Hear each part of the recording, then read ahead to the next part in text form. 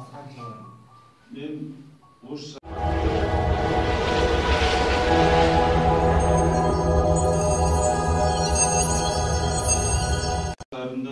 Оштун центринде Навай көчөсүндө өзүмө таандык болгон ашкана, кафе 2013-жылы Канжар Кадыралиевге арендага берип, ошол бойдон бул документтерин өткөзүп алып, мен алдоо жол менен кол койдуруп алып, анан документти бул через өткөрүп туруп, аялына өткөрүп алгандан кийин, ал мен 3 жыл айдан кийин куугунтуктай баштайм. Ага чейин мен үй салам тиги Канжар Кадыралиевдин берген участогын жанына үйүмдү тартып алды, кафемди да тартып алды, өзүмдү куугунтуктап, мен ага арендага бергенимдин себеби мен карыз болчумун. Ошол карыздарыма акчамды берем деп арендага берсем, бул менден кафемди арендага алып туруп, аренда акчамы да бербестен, наоборот тиги карыздарымды чогултуп, бул аферисттер ошол убакта 2013-жылы куугунтуктап мени алып барып камашып, мен ал жерден гражданский дело, уголовный дело түздүртүп атышып, мен ал жерден чыгып, Россияга качып кетем. Ошол жакта качып жүрүп, анан кийин бунун үстүнөн арыз түшкөндөн кийин келип туруп мен арызданып, мына 2,5 жыл болду. Бул ар кандай жолдор менен.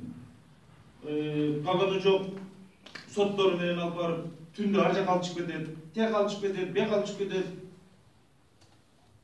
Жазып бер, мындай окуя болгон эмес, монтип жазып бер. А тиги сакалчар адамдар барат, каалагандай болуп атат да.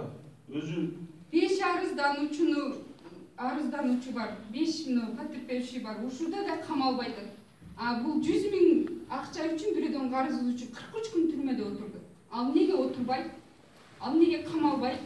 5 арыздануучунун далилдери бар, бардыгынын арыздары бар. Адвокаттар менен ушуналга же соттошуп келатабыз. Ал үй камагына чыгып кетти. Эмне себептен? А бул 100 000 сом акча үчүн бул 43 күн отурду түрмөдө. Чуркап жүрүп ушу балдар менен чыгарып алдым мен. Мен жана айтканым, гражданский делону мен тиги адамдардан акча алганда мындай келишим менен алгам да, процент болгон акчаларчы. Азастан бери өрө турган. Ал адамдарды үйүнө барып зордоп, мына эгерде менин сөзүмө ишенбесеңер, бул менин диктофонум. Бул жерде бардыгы жазылуу, жана сакалчандар келип эмне деп атат? Тиги мен үстүмөн арыз жазган адам мени каматкандар эмне деп атат? Мага бардыгы жазылуу. Эгерде Канжар Кадыралиев үй камагында болбогондо, камакта болгондо, менде Канжар Кадыралиевдин башка иштери бар болчу, доказательство. Мен аларды айткандан коркуп атам. Менин өмүрүм коркунучта турат. Кадыралиевге карыз эмес элем. Мен Кадыралиевди өмүрүмдө тааныган эмесмин. Өзүм мен Бишкекте жашагам 2010 жылга чейин. 2010 жылы Ошко барып калам да. Уруштан кийин Ошко барып калып, анан ошол ашкананы табып, ошол ашкананын бияктагы үйүмдү сатып, ашкананы сатып алам өзүмдө кызыл документ, как положено, красный книгам бар. Анан мен ортодо жанагы карыздарымды болуп мен ооруп калам да. Ооруп калып, больницада жатып калам, инфаркт болуп. А жерде жатып анан кийин мен тиги жердештеримди чакырам, ушундай мен ашканам бар, ушундай арендага берем. А бир жердешим ошол Канжар Кадыралиевдин тренери болот да. Бул Канжар Кадыралиев өзү биздин райондон үйлөнгөн. Алабуга районунан да. Мени кайнагам экенсиз деп келсе, мен ага ишениптим да. Ишенип жанагынтип өзүм кол коюп берип, кол коюп бергенден кийин бул оппа дейт дагы 3 ай жанагы үйдү салып бүткөндөн кийин өзүнөн өзү эле топонол чыгарып, уже документ өткөн, бардыгы бүткөн, үйдөн дагы, кафеден да кууп, нагыл эле көчөгө чыгарып коет. А мен кыйкырып барам Канжарга, бул эмне кылганың? Десем, жанагы карыздарымды чогултуп алып барып мени камап коет. Мен ошол убакта 3 күн 48 саат жатып, 48-саатка келгенде бир Кудай бар да, ошол жерде бир милиционер бир адвокатты жалдап барып, бул гражданский дело деп туруп чыгарып туруп мени. Анан ошолор мени милициялар өздөрү Москвага качканга жол көрсөттүр. Дом жок деп ошол тиги силер айткансыңар. Кайра азыр сот процесси болуп атат, анча-мынча мен деле барып атам. Азыр кайра дооңор бар да. Эмне себептен ошондой болду эле? Ошонун себеби бул эртең сот деген күнү бул мага Бишкектеги СИЗОнун смотрящий бар. Атын айтпай эле коеюн, өзүңүздөр билесиздер. Ошонун адамдары келип, менде ошол жерде сот залынан биринчи сот мен буну кечирдим деп айтып бергенде, тиякта съемка бар.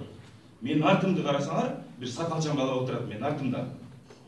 Мен жомок айтып аткан жокмун. Ишенбесеңер, тиги сотту карасаңар, ошол адамдар эшикте дагы экөө турган. Мени сотко чейин кирип туруп, ушинтип сүйлөтүшкөн. Мен балдарымдан корккондон макул дедим. Ал убакта атасы келди, Ыргал Кадыралиева үйүнө чакырып мага калпак үйүнө кийгизишип, бирок мени тиги чорный балдар менен алып келди да качы. Макул дедим мен, кой, апасы макул. Сотко барып кечирдим деп сүйлөдүм. Бирок чыктым дагы кайра.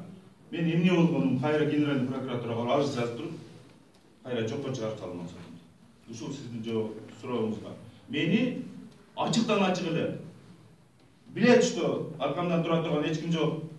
Бир кембагалдын баласымын. Билет, баардыгын билет. Мен ата-энеми даже үйүнө чакырып конок кылып, мени бүт бар жогун текшерип бүткөн. Мунун колунан эч нерсе келбейт деп атат. Мунун үнү эч жака жетпейт. Мунун колунан эч нерсе келбейт. А данный момент мен карызга батып кеттим. Карыздарым көп болду. Канча көп? 600-700 миң карызым бар. Ошол карыздарымды бул үймө-үй барып жаздыртып, арыз жаздыртып, ошолорду уголовный дело кылып түздүртүп, мени сот залынан камакка алган. Уже 2 жолу камады. Мен экинчисинде 43 күн ошол отурчу. Сиздерден, катышкылерден Жанар Акаев деген депутат сиздерден взятка алып турду, чтобы ага мнение чыгарыш үчүн. Бул жомок эч кандай биз тааныбайбыз Жанар Акаевди. Билебиз, что эмеде иштейт бул азаттыкта журналисттер. Bunun jomoklorun Мунунчу жок, андай эч болгон жок. Биз райсакчабызды ага взятка алып беребиз. Эмнени беребиз? Өзүбүз көчөдө жүрсөк. Ал жомок, анын жомогу чыгарган. Эч кандай андай болбойт. мен наоборот биринчи эме бергенде ошол жерде кайрылгам. Урматтуу журналисттер, бир иликтөө жасап бергиле. Урматтуу баары ошондой журналисттер. Биринчи иш козголгондо билесиңер да, Жанар Акаев ал убакта журналист болчу, башка иш боюнча эме кылып чыккан, билесиңер да? Башка иш, өзгөндөгү эмелер боюнча телевиденияга чыгарышкан. Ал жерде биздин эмне тиешебиз бар? Жанар Акаев эмне тиешебиз бар? Башка берген акчаларды эмне тиешебиз бар? А менин мүлкүмдү тартып алып койгон, үйүмдү, менин бар нерсемди тартып алып койгон. Мен мына эртең майда мен июнда өткөзүп бергем, ошол 2013-жылы. Эртең июнда 3 жыл болот. Вы представляете, мен 3 жылдан бери көчөдө жүрөм. Бир күн кайныкына барам, бир күн агамдыкына барам, бир күн тууганымдыкына барам. Арыз тирда четверг сот бул жакта. Оштон арыз тирда келем, кайра четверг кетем. Онча бала чыккан менен. Билбейм.